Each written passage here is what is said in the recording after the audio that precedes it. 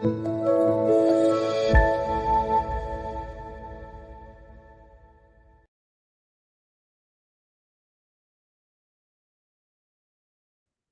रहा था इस पे हमने थोड़ी कम प्रैक्टिस की है, तो थोड़ी सी और कर लेते हैं इस टॉपिक में। मसला क्या है, सबसे पहले मैं थोड़ा सा समझा दूं इस टॉपिक के बारे में। देखो, एक कॉम्पोजिट फंक्शन पहले सिलेबस में नहीं था।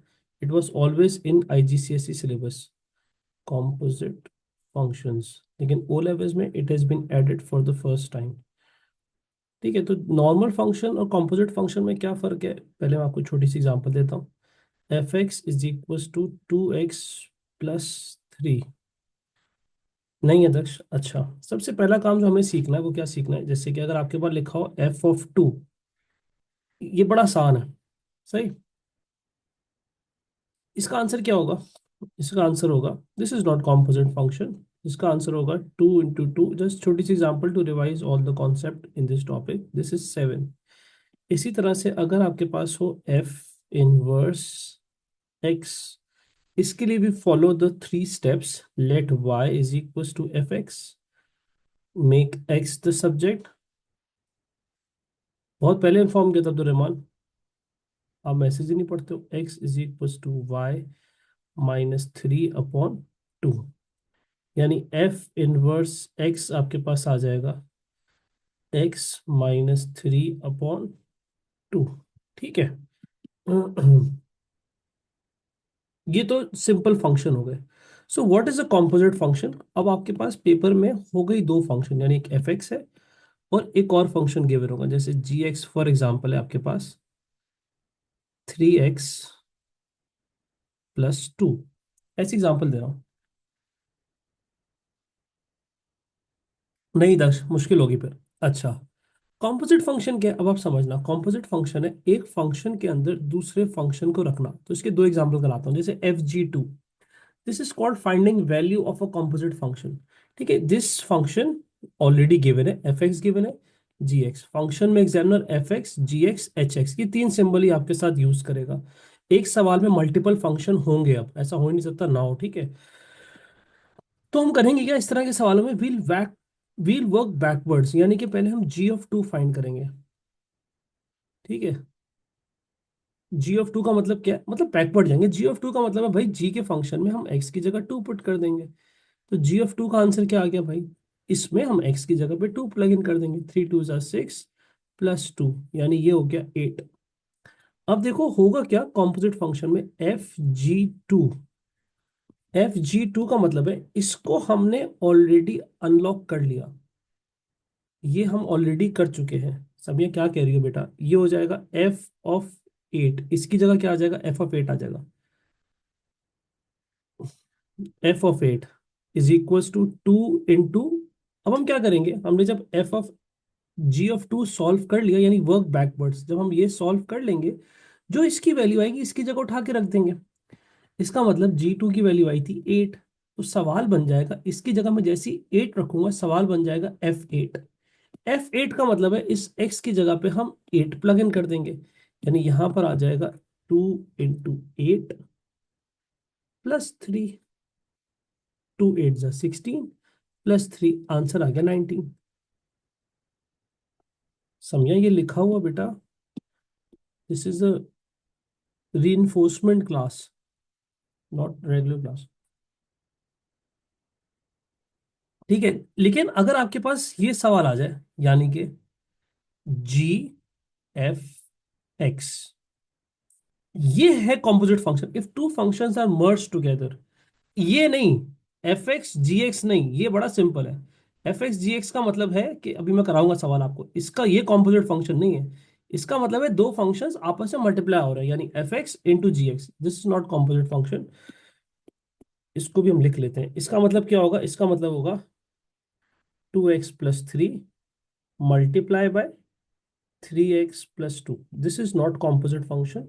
हाँ, अब पार्ट डी देखो, g(f(x), इसके अंदर क्या करना है, ये कॉम्पोजिट फंक्शन की एक्सप्रेशन बनानी है। पहले आप g(x) का फंक्शन एज इट इज लिख दोगे, 3x+2। अब जैसे नॉर्मल होता है ना, हाँ, जैसे नॉर्मल फंक्शन होता है, नॉर्मल फंक्शन का मतलब अगर जी ऑफ टू होता तो हम एक्स की जगह टू रख देते हैं, जी ऑफ थ्री होता तो हम एक्स की जगह थ्री रख देते हैं। कॉम्पोजिट फंक्शन के अंदर एक फंक्शन के अंदर दूसरा फंक्शन आके कब्जा कर लेता है, यानी जी के फंक्शन के अंदर कौन आके कब्जा कर रहा है, एफ एक्स। तो जिस तरह मैं कर रहा हूं आप भी इसी तरह करना, यानी इसकी जगह कौन आ गया, इसकी जगह आ गया एफ ऑफ एक्स जी के अंदर। तो हम करेंगे क्या, हम फंक्शन में भी इधर एरो बना के इसकी जगह एफ ऑफ एक्स रख देंगे, इससे आपकी गलती नहीं होगी। अब पूरा एफ ऑफ एक्स उठा के यहां पे ठूस देंगे, 2x+3 प्लस टू, सॉरी +2।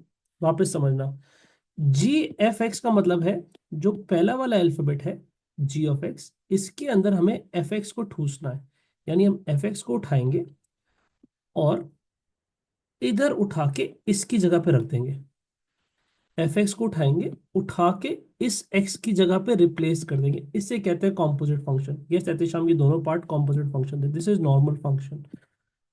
अब सॉल्व कर लो, आंसर आ गया 3 × 2 = 6x + 9 + 2, 6x + 11। ये छोटी सी रिवीजन कराई, अब आपको क्वेश्चन कराता हूँ। ये वो वर्कशीट है जो मैंने सेंड की थी ग्रुप पे।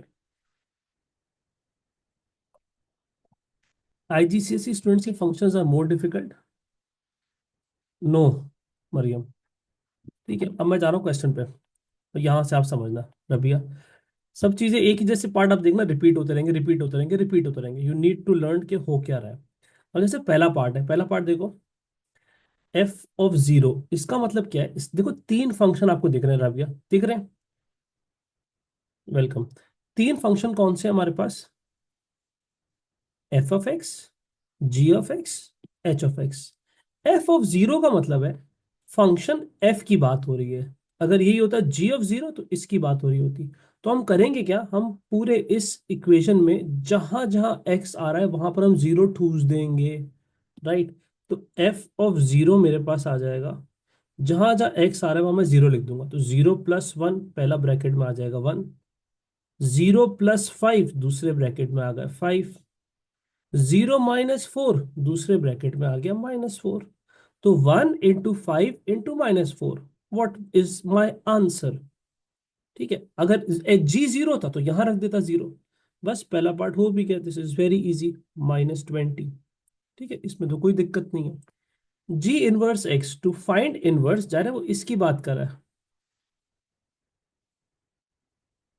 क्या मतलब डिजाइन, वाई अभी बात ही नहीं करे यार। 2x-3, ठीक है, जी एक्स ये है 2x-3। अब हमें करना क्या है, जी इनवर्स एक्स कैसे निकालते हैं, तीन स्टेप होते हैं, let y equals to g x, यानी इसकी जगह वाई आ जाएगा। फिर इसमें से एक्स को सब्जेक्ट बनाएंगे, कोई मसले की बात तो नहीं है एक्स को सब्जेक्ट बनाना, y+3, 3 वहां जाके ऐड हो गया और ये आ गया डिवाइड में, ये हो गया y+3 / 2। once your x is the subject, all you need to do is replace x in place of y, यानी आंसर में आप y की जगह x रख दोगे, बस ये इन्वर्स हो गया, ये तो आता ही रहेगा आपको, मसला नहीं है। GH2, अब आपको समझ में आ रहा है दिस इज कॉम्पोजिट फंक्शन, पहले बोलो हाँ या ना, कैसे पता चलेगा, देखो यहां पर वापस दो फंक्शन अगर साथ में जुड़े हुए हैं, चिपके हुए हैं, दैट इज कॉम्पोजिट फंक्शन। इसके लिए मैंने आपको क्या टेक्निक सिखाई, वर्क बैकवर्ड्स, यानी पहले हम ढूंढेंगे क्या, पहले हम ढूंढेंगे h(2), h(2), 4 × 2 × 2 - 1, इसकी वैल्यू बताओ, बैकवर्ड, इसे कहते हैं उल्टा जाना। तो ये हो जाएगा 4 का पावर, कैलकुलेटर में लिख दो, पेपर 2 के सवाल है जी। 4 - 1 3, 4 का क्यूब इज 64। तो मेरा इसका आंसर आ गया 64। अब क्या करना है समझना, इसकी जगह ना जो हम आंसर निकालेंगे वो इसकी जगह रिप्लेस कर देंगे, तो ये हो जाएगा g(64)। इसका मतलब क्या है, इसका मतलब है कि हम अब gx के फंक्शन में जाएंगे, हर फंक्शन को इज्जत देनी है, h की बात हो रहा है तो h को इज्जत देनी है, g की बात हो रहा है तो g को इज्जत देनी है। अब g के फंक्शन में जाएंगे और x की जगह 64 रिप्लेस कर देंगे भाई, 2 × 64। नहीं कहा ना, तो आज सेंड किया था ग्रुप पे, = 125, ये लो आंसर आ गया 125। तो जिस तरह जब भी इस तरह के सवाल है ना, वर्क बैकवर्ड्स, तो आपको समझ याद आ जाएगा और समझ में भी आएगा. Yes, we have to solve the second function Rabia. The answer उसका आएगा, वो जो आंसर आएगा we will plug in through the first function. This is the way of doing it. अब वापस, लेकिन पहले हम जी ऑफ एक्स का फंक्शन कॉपी कर लें. जी ऑफ एक्स का फंक्शन ऊपर से. अब अगर सिर्फ जी ऑफ टू होता, जी ऑफ टू, इसका मतलब क्या होता, हम एक्स की जगह टू रख देंगे. ऐसी है ना. लेकिन अभी क्या है, अभी है जी ऑफ टू एक्स. इसका मतलब है, ठीक है भाई, यहां जगह एक्स की होती है, इस एक्स की जगह पे टू एक्स ने आके कब्जा कर लिया है, तो यहां आ गया टू एक्स. अब जब हम टू एक्स रख रहे हैं, यानी वापस समझना, जी टू एक्स का मतलब है, जैसे जी टू का मतलब होता है, जी टू का मतलब है, जी टू का मतलब है एक्स की जगह पे टू आ जाएगा. वैसे ही जी टू एक्स का मतलब है एक्स की जगह पे टू एक्स आ जाएगा. और हमें आंसर भी दे दिया कि अच्छा भाई, ये रखने से आंसर क्या आ रहा है, आंसर आ रहा है आपका 7. Now all you need to do is solve this equation. बताओ क्या होगा. इसको समझना बहुत सिंपल है यार. जो फंक्शन के बाद लिखा होता है ना, वो पूरा का पूरा एक्स की जगह पे रिप्लेस हो जाता है. बस इतना सा चीज है, जो फंक्शन के बाद लिखा होता है वो इधर रिप्लेस हो जाता है. उमर, इसके लेक्चर्स देखो बेटा. 4x is equal to 10. X आ रहा है 10 डिवाइडेड बाय 4, बिल्कुल ठीक, which will give you, either you can give your answer in fraction or a decimal, up to you. 2.5 answer आ गया, 2.5. ठीक है, अगला पार्ट भी इसी से रिलेटेड है, लेकिन ये बड़ा खतरनाक है. देखो कितना क्यूट लग रहा है, जी x² जी जी एक्स +1. 10/4 कर दो. मरियम जी, इधर x की जगह पे हमने 2x रख दिया इधर, और 7 से इक्वेट कर दिया. 7 was already, Amna 7 was already given in the question बेटा. 7 क्वेश्चन में ऑलरेडी गिवन था. अब पहले इसको समझना, व्हाट इज जी x². ये खतरनाक होगा थोड़ा सा. जी x² का मतलब है x की जगह पे, पहले इंडिविजुअली कर लेते हैं. देखो, जी एक्स का मतलब क्या है, पहले दोबारा समझना अगर आपको नहीं समझ में आ रहा. 2x - 3. अगर जी 2 होता तो हम एक्स की जगह टू रखते हैं, एक्स को टू से रिप्लेस कर देते हैं. एक ही बात बार बार बोले जा रहा हूं मैं. अगर जी x² है तो एक्स की जगह पे x² आ जाएगा, कब्जा कर लेगा, ऑक्यूपाई कर लेगा. ठीक है, ये इसका आंसर आ गया. ऐसे समझना, ऐसे. अब दूसरी चीज, जी ऑफ एक्स ये रहा. दूसरी चीज क्या गिवन है हमें, जी जी एक्स. इसका मतलब पता है आपको हो क्या रहा है, जी के फंक्शन में वापस जी आ रहा है. जी, गुड गेम नहीं, जी के फंक्शन में वापस जी आ रहा है, यानी जी अपने अंदर वापस, यानी टू. इसका मतलब हो गया, इस एक्स की जगह पे आप वापस से क्या रख दोगे, 2x - 3. जी अपने अंदर वापस आ गया, 2x - 3. अरे मुझसे रखा भाई, ये हो गया 4x - 6 - 3 is equal to 4x - 9. अच्छा, अब यस, जी 8 इट सेल्फ. अब सब कुछ हो गया. अब हम वापस जा रहे हैं क्वेश्चन पे. क्वेश्चन क्या था, क्वेश्चन था G x², this is 2x² - 3. G x, this is 4x - 9 +1. Now all you need to do is simplify. 2x² वाला बेचारा अकेला है, 4x वाला बेचारा अकेला है. -9 -3 +1, ये कितना हो गया, मेरे वापस रिपीट कर देता हूँ. This is -11. This is your final answer, G x² +g(x)+1. आगे आपने कुछ नहीं करना, दिस इज योर आंसर. ये मजीद सिंप्लीफाई नहीं हो सकता. जी एक्स में एक और दफा रिपीट करता हूँ जल्दी से आपके लिए. जी x² का मतलब था एक्स की जगह पे x² आ गया. ठीक है भाई.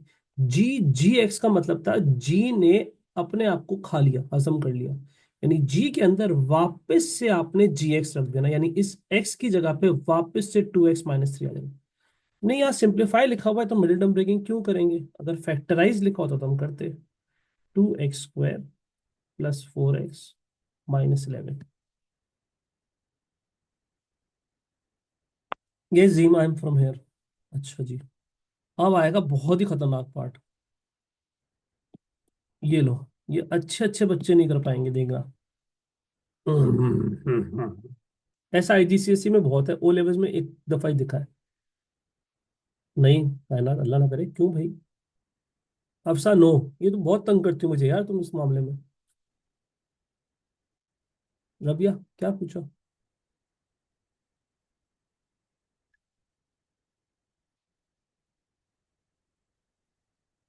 एच इनवर्स, नहीं नजला है। H inverse 16। हाँ भाई जईम भाई, हो गया। हम्म, बताओ जिससे हो जाए आंसर। हफ्सा, आई नो बेटा, आई नो। देखो, मुस्वरा हमारी बहन हर नया टॉपिक पढ़ती है, पिछला भूल जाती है। देखा आपने, टैलेंट है इसके पास। हम्म,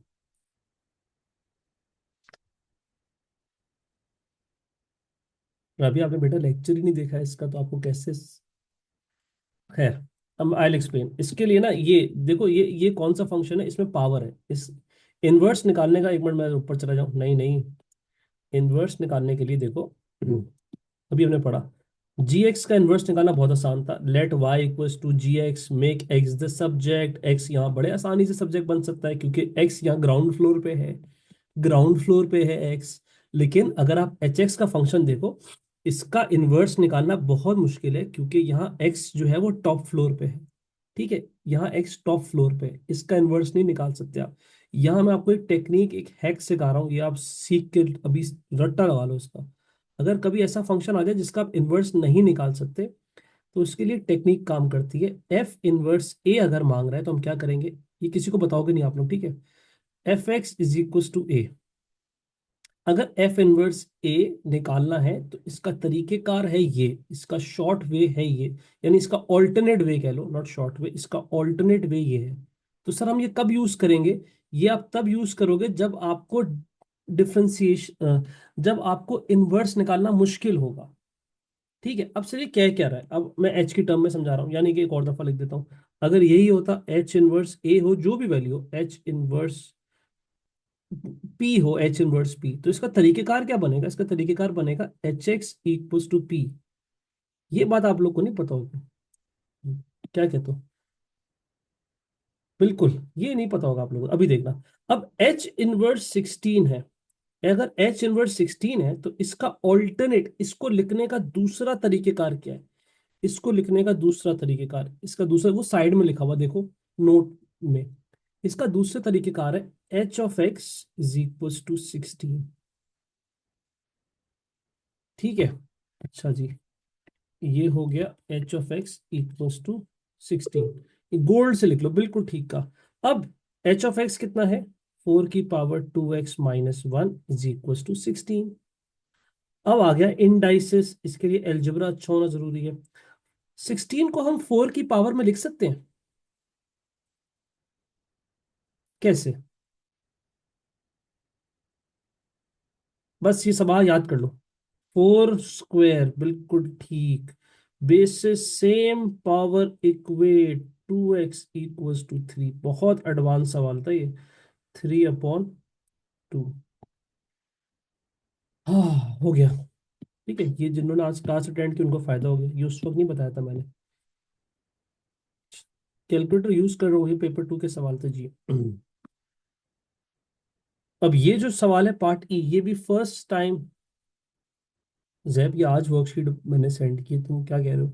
अच्छा, this thing is also recently added in the syllabus, multiplication of 3 brackets. याद होगा आपको, मैंने पढ़ाया था आपको अलजेब्रा में। अगर आपने याद किया है तो, मेरी बातें याद हैं आपको तो ये तो कोई मसला नहीं है। 3 ब्रैकेट को मल्टीप्लाई कराना है, पहले 2 को कराएंगे, फिर आखिर में तीसरे को करा देंगे, ठीक है?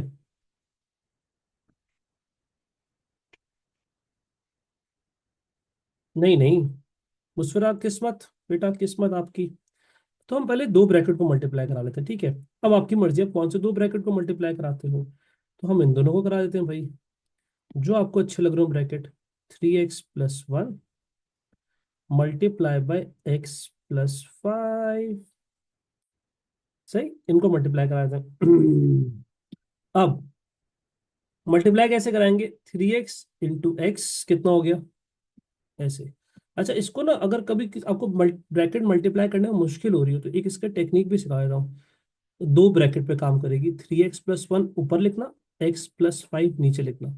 देखो जादू, अगर आपकी अलजेब्रा बहुत वीक है, आप मासूम से क्यूट से बच्चे हो, तो आपके लिए टेक्निक काम करेगी। 3x इंटू एक्स, जल्दी से बताओ कितना होगा। 3x इंटू एक्स, कहीं से नहीं हो। यस, ये हो गया।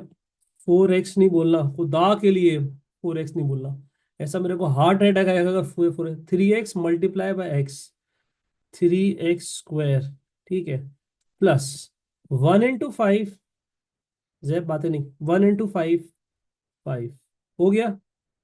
अब क्या होगा, अब देखो क्या होगा। अब यहां होगा क्रॉस मल्टीप्लाई, टक टक टक टक टक टक। 3x इंटू 5, 3x इंटू 5 कितना हो गया। ये दो ब्रैकेट को जब मल्टीप्लाई कराना है, आपके पास ये टेक्निक बड़ी काम आएगी। 15x, 3x into 5 plus 1 into x, 1 into x कितना हो गया। Okay okay Mariam, I will, yes, ये हो गया 1 इंटू एक्स, 1x। ये आंसर आ गया, कैसा लगा आपको तरीका।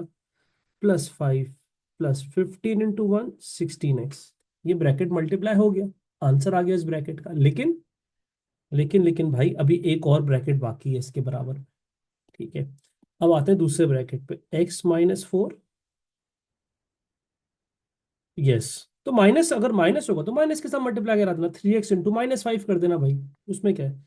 अब इधर आते हैं, यहाँ क्या है, यहाँ इस ब्रैकेट का आंसर लिख चुका हूं मैं, ठीक है। कोशिश करना, अगर हम इसको ही पहले लिख सकते थे, लेकिन कोशिश करना जो दो वाले नंबर है ब्रैकेट में उनको पहले लिखो, इससे आपको मल्टीप्लाई करने में आसानी होगी। अब इन दोनों का आंसर ऑलरेडी आ चुका है, इसका आंसर इधर आ गया, x-4 बराबर में आ गया। ये चीज आने का चांसेस ओ लेवल्स में 99% है, क्योंकि ये अभी अभी सिलेबस में ऐड हुआ है। खैर, अब बड़ा ध्यान देना, पहले x को तीनों से मल्टीप्लाई करा देते हैं। 3x³ plus 5x plus 16x²। x सबसे मल्टीप्लाई हो गया, हफ्सा गेट वेल सून। आईजीसीसी में ये हमेशा से था जैब, प्लस, नहीं माइनस। अब -4 सबसे मल्टीप्लाई होगा, इससे भी, इससे भी, इससे भी, तो ये हो जाएगा -4 into 12x², -4 into 5 is -20, -4 into, -4 से होगा, -4 है ना, तो -4 सबसे मल्टीप्लाई होगा। अब -4 इंटू 16 इज -64x। वापस देखना भाई एक दफा, x into this, x into this, 1 2 3। अब -4 की बारी, -4 into this, -4 into this, -4 into this. अब लाइक टर्म्स कौन है, x³ वाला तो बेचारा अकेला है, सिंगल है बेचारा, सिंगल।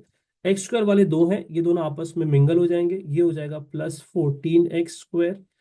और इसी तरह से 5x में से 64 गए।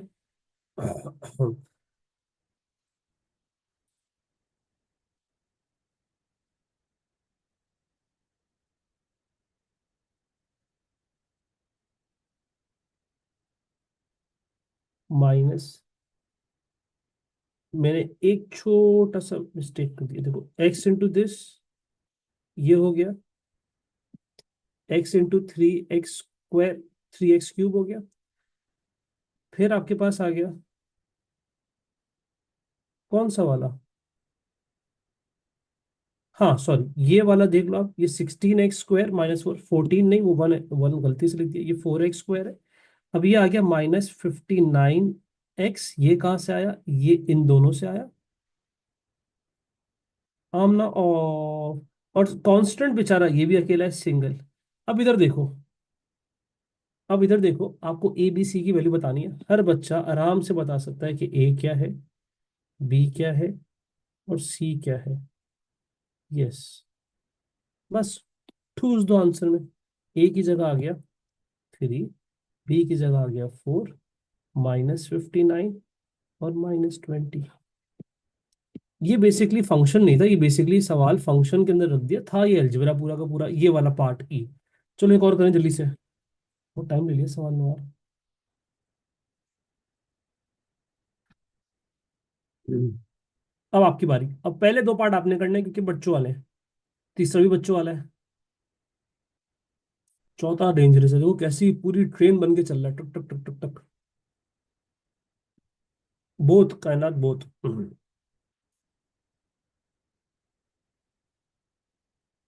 पहले पार्ट का आंसर तूबा का आ गया, जबरदस्त। अस्वा, एवरीथिंग इज इंपॉर्टेंट। नहीं, एक्स नहीं लिखेंगे उमर, एक कॉन्स्टेंट्स लिख, कोफिशिएंट लिखेंगे। पहले पार्ट का आंसर तो कोई गलत बता ही नहीं सकता, जबरदस्त इनाया, जबरदस्त। G(3), बस आपने ये ख्याल रखना है कि आपने जी के फंक्शन में रखना है, which is 2 square which is 4। Second part का आंसर भाइयों बहनों, सेकंड पार्ट का आंसर। हाँ ना, G3 तो जी में रखेंगे, F3 होता तो एफ में रखते ना, एफ में क्यों रख दिया आपने? x-2, देखो पहले fx रखो, fx का फंक्शन लिखो, फिर x की जगह पे ठूस दो। किसे ठूसोगे? 1 - 3 x-2। जो भी ब्रैकेट में होता है वो x की जगह पे हम ठूस देते हैं, ठीक है। 1 - 3x - 6, नहीं +6, तो ये हो गया 7 - 3x, 7 - 3x, करेक्ट। जो भी x की जगह होता है वो फंक्शन में हम x की जगह पे ठूस देते हैं। अब यहाँ पर x-2 था तो यहाँ x-2 आ गया। एफ इनवर्स एक मुस्कुरा, जल्दी से आप आंसर बताओगे। ये दो 5 मार्क फ्री के थे अब तक, फिर है 5 मार्क दे रहा है डी पार्ट के, अल्लाह अकबर। हम्म, bestie bestie.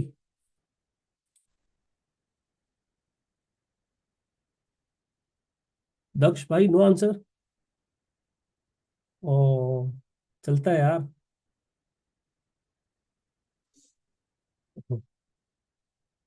Find F inverse, F inverse y-1। नहीं, उल्टा हो गया, 3x इधर जाएगा, y इधर आएगा, 1 - y अपॉन 3। तो आंसर आ गया भाइयों बहनों, 1 - x अपॉन 3। और किसी का ये भी हो सकता है, x-1 upon -3, both are correct. हाँ,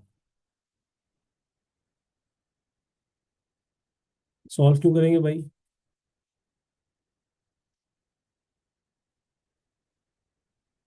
अब ये करके दिखाओ।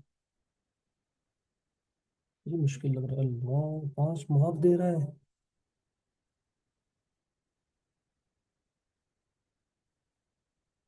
जी जी।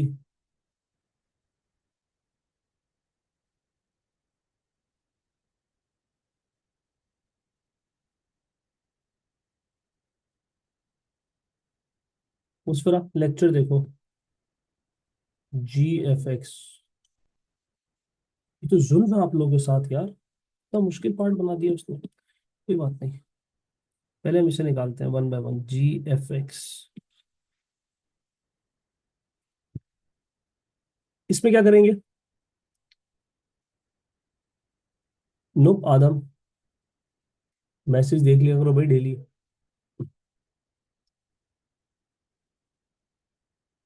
यस उमर।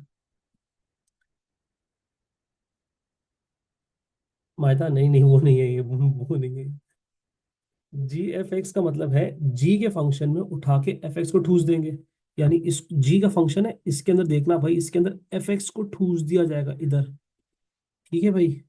तो GFX में ठूसने जा रहा हूं मैं, 1 - 3x - 1 the whole thing square. ये तो बहुत ही मासूम हो गया, ठीक है। अब ये बात समझ में आ गई, इसको सॉल्व नहीं करना है उमर। सबसे पहली चीज उमर ने कर लिया, जबरदस्त।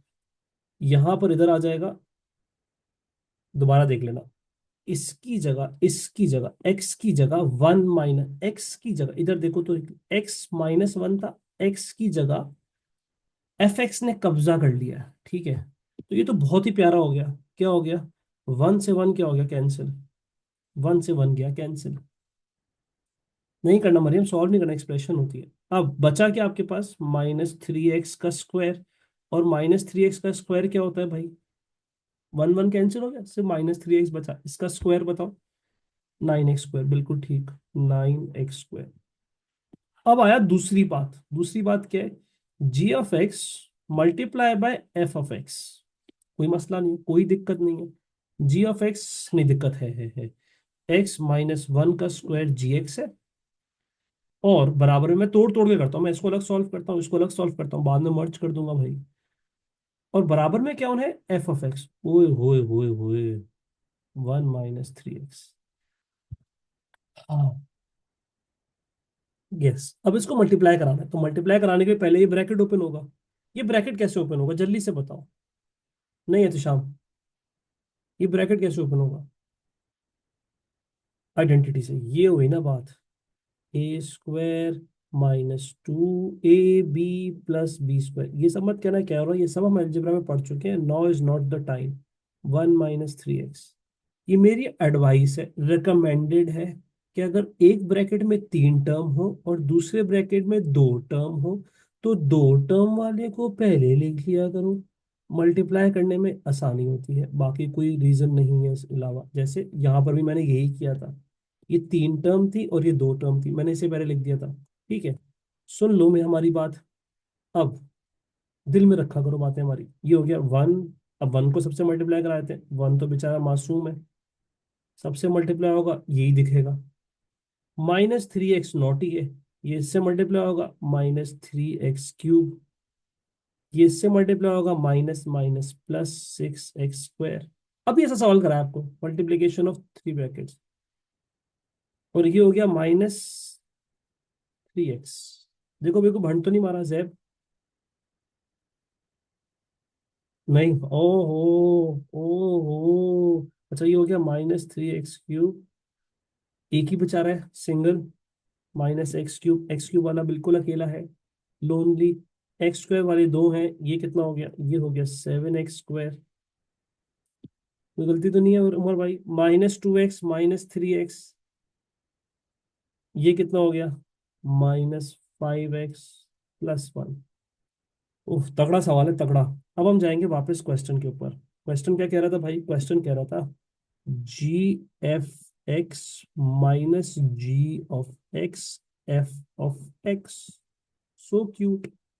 इसकी जगह इसका आंसर आ जाएगा 9x²।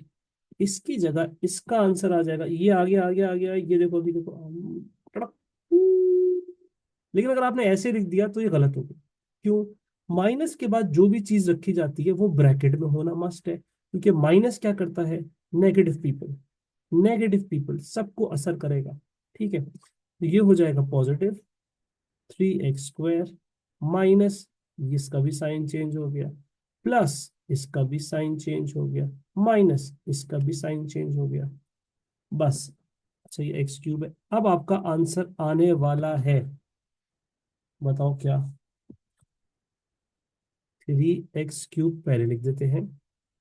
9x²। यस, ये थोड़ा सा अच्छा सवाल था, देखो जब भी तो 5 मार्क दे रहा है वो। 5 मार्क का मतलब हो गया बहुत रेयर। बहुत रेयर मतलब एक का एक पार्ट होता है या 2 पार्ट होंगे पेपर 2 में जो 5 मार्क के दिखेंगे आपको। अच्छा जी, 9x² और 7x² माइनस हो गया, कितना हो गया? +2x²। फिर कौन है और? एक्स वाला अकेला है, -1 अकेला है। अब आके वापस वहीं पर आके खड़े हो गए हम। a(x³) नहीं, 3x³ तो ऑलरेडी लिखा हुआ है, +ax²। जो x² के साथ है वो a है, जो x के साथ है वो b है, और जो कांस्टेंट है वो c है। यस। अब a की वैल्यू बताओ। Yes, a is the number written before the x²। 2, b है 5, जबरदस्त, c है -1। बेहतरीन हो गया कॉम्पोजिट फंक्शन। अब हम करते हैं एंड।